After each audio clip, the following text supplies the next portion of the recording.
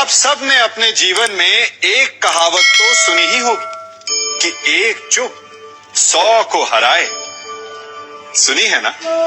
और इसीलिए कई बार हम जीवन में चुप रहते हैं, मौन रह जाते हैं, क्योंकि ये सत्य है कि एक मूर्ख के लिए मौन रहने से अधिक श्रेयस्कर उत्तर और कुछ भी नहीं हो सकता।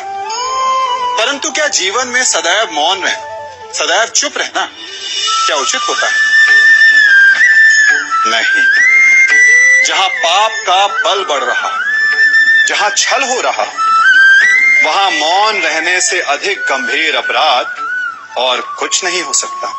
मौन रहकर कदाचित आप समस्या से बच जाएं, परंतु आप संसार को समस्याओं में उलझा देते हैं। इतिहास साक्षी कि पापियों के उद्दंडता ने संसार को इतनी हानि नहीं पहुंचाई जितना कि सज्जनों के मौन ने पहुंचाई। यदि कोई मूर्ख बोल रहा है तो मौन रहना उचित है, परंतु यदि कहीं अपराध हो रहा, छल हो रहा है, तो उठिए और विरोध कीजिए, क्योंकि आप भले ही न से, परंतु आपकी आने वाली पीढ़ी इस पाप के दंड को अवश्य सहेगी।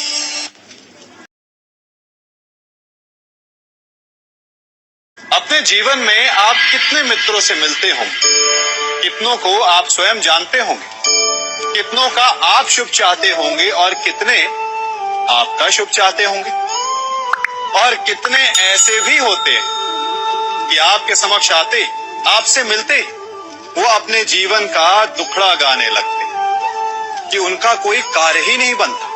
वो क्या करे? कार्य प्रारंभ होने से पूर्व ही कठिनाइयां आ जाती, कठिनाइयों के कारण वो आगे नहीं बढ़ पाते। क्या आपको पता है ऐसे लोगों की वास्तविक समस्या क्या होती है? क्या उनकी समस्या मार्ग में खड़ी बाधाएं हैं, या वो कठिनाइयां जो उनके कार्य को कभी संपन्न ही नहीं होने देती? सत्य तो ये है कि वास्तव में ऐसे लोग अपना कार्य कभी प्रारंभ ही नहीं करते। आधे मार्ग से उल्टा लौट जाने से अधिक बुरा ये है कि अपना कार्य कभी प्रारंभ ही ना कर। तनिक कार्य तो प्रारंभ करके देखिए, विश्वास कीजिए आप कभी खाली हाथ नहीं होंगे। आपको गर्वित करने के लिए सफलता भले ही आपके हाथों में ना हो, परंतु सफलता पाने का ज्ञान आपके हाथों में अवश्य होगा। हमारे जीवन में मित्र और शत्रु बड़े मायने रखते हैं। मित्र वो जो हमारा हित चाहे, जो हमारे सुख दुख में हमारी सहायता करे, हमारा साथ दे।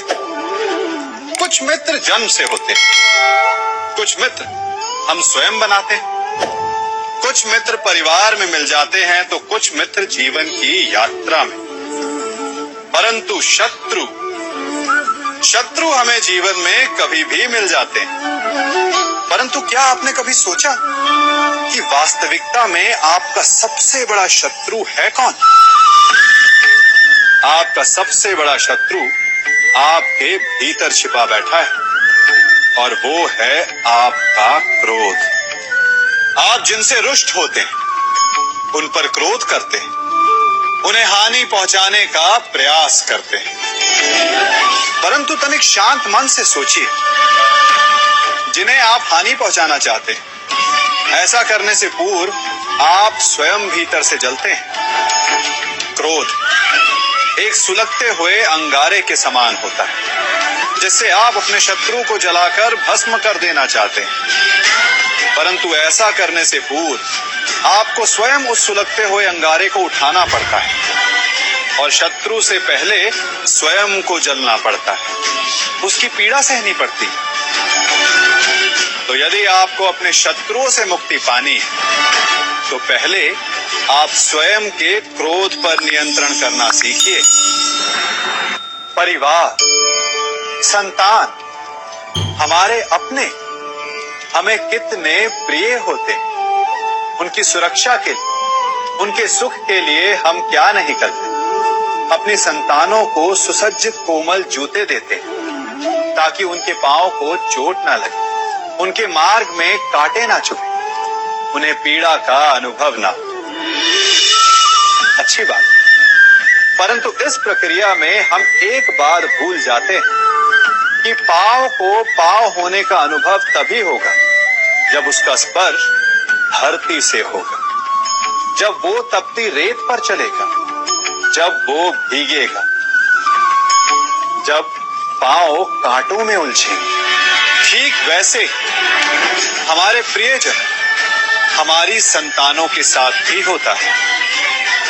हम उन्हें जीवन का सुख तो देते हैं, परंतु उन्हें जीवन का अनुभव करना ही नहीं सिखाते।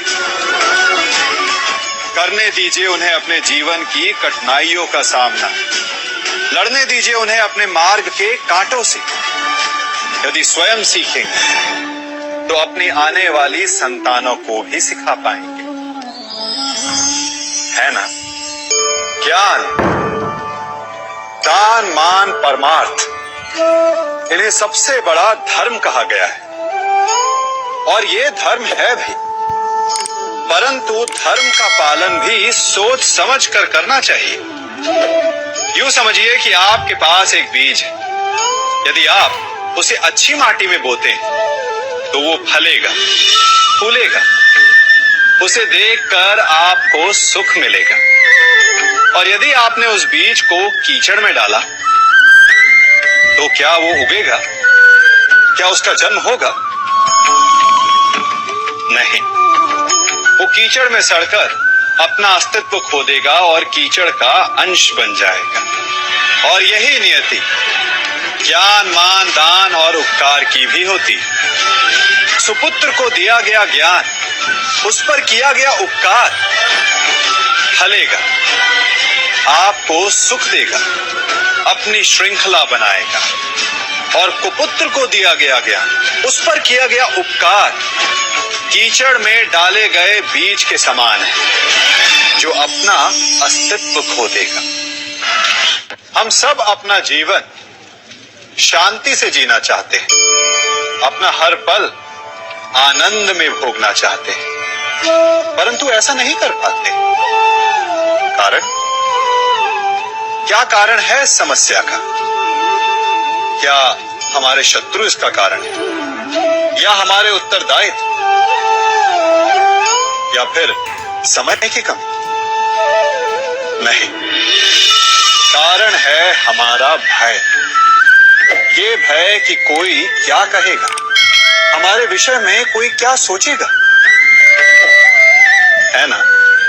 हम स्वयं जीते हैं, स्वयं मरते हैं, तो फिर जीते समय संसार की चिंता क्यों करते हैं? हाँ, संसार का अहित ना करें, ये बात अवश्य ध्यान में रखने योग्य है, परंतु संसार के सोच की चिंता करके स्वयं का जीवन नष्ट कर, ये कहां तक सही? जब आप आनंद में नाचें तो ऐसे नाचें कि जैसे आपको कोई देख ही नहीं रहा है। जब आप गाएं तो ऐसे गाएं कि आपको कोई नहीं सुन रहा। स्वयं को संसार समझें और इस धरा को स्वर्ग समझें। यदि अपने जीवन में आप 4 पल भी ऐसे जी पाए तो आपका जीवन सफल हो जाएगा।